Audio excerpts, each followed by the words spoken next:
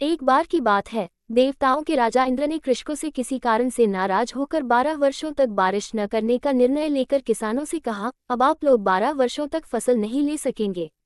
सारे कृषकों ने चिंतातुर होकर एक साथ इंद्रदेव से वर्षा करवाने प्रार्थना की। इंद्र ने कहा, यदि भगवान शंकर अपना डमरू बजा देंगे तो वर्षा हो सकती है। इंद्र ने किसानों को ये उपाय तो बताया, लेकिन साथ में गुप्तवार्ता कर भगवान शिव से ये आग्रह कर दिया कि आप किसानों से सहमत न होना। जब किसान भगवान शंकर के पास पहुंचे तो भगवान ने उन्हें कहा, डमरू तो 12 वर्ष बाद ही बजेगा। किसानों ने निराश होकर 12 वर्षों तक खेती न करने का निर्णय लिया। उनमें से एक किसान था जिसने खेत में अपना काम करना नहीं छोड़ा। वो नियमित रूप से खेत जोतना, बुराई, बीज बोने का काम कर रहा था।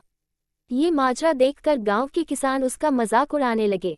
कुछ वर्षों बाद गांव वाले इस परिश्रमी किसान से पूछने लगे, जब आपको पता है कि 12 वर्षों तक वर्षा नहीं होने वाली तो अपना समय और ऊर्जा क्यों नष्ट कर रहे हो? उस किसान ने उत्तर दिया, मैं भी जानता हूं कि 12 वर्ष फसल नहीं आने वाली, लेकिन मैं ये काम अपने अभ्यास के लिए कर रहा हूं। क्योंकि 12 साल कुछ न करके मैं खेती किसानी का काम भूल जाऊंगा, मेरे शरीर की श्रम करने की आदत छूट जाएगी।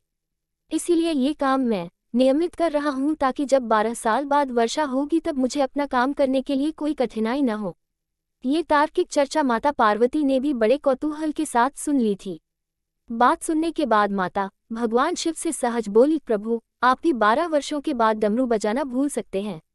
माता पार्वती की बात सुनकर भोले बाबा चिंतित हो गए। अपना डमरू बज रहा या नहीं ये देखने के लिए उन्होंने डमरू उठाया और बजाने का प्रयत्न करने लगे। जैसे ही डमरू बजा बारिश शुरू हो गई। जो किसान अपने खेत में नियमित रूप से काम कर रहा था उसके खेत में भरपूर फसल आई। बाकी के किसान पश्चाताप के अलावा कुछ न कर सके। अभ्यास हमें परिपूर्ण बनाता है। अभ्यास काम की गुणवत्ता टिकाए रखने सूत्र है। अभ्यास चिर युवा बने रहने का रहस्य है। 2 सप्ताह, 2 माह, 2 वर्षों के बाद कभी तो लॉकडाउन खत्म होगा, सामान्य जनजीवन शुरू होगा। केवल नकारात्मक बातों पर अपना ध्यान लगाने के बजाय हम अपने कार्य व्यवसाय से संबंधित कुशलताओं की धार पैनी करने का, अपनी कुशलताओं को बढ़ाने का, अपना ज्ञान बढ़ाने का, अपनी अभिरुचि का अभ्यास करते रहेंगे। यदि आज हम अपनी कुशलताओं, ज्ञान आदि को बढ़ाने पर ध्यान केंद्रित कर अपना अभ्यास करते रहेंगे, हम अपना काम कैसे और अच्छे से कर सकते हैं इस बात पर अपना पूरा फोकस रखेंगे तो डमरू कभी भी बजे, हमारी तैयारी पूरी रहेगी।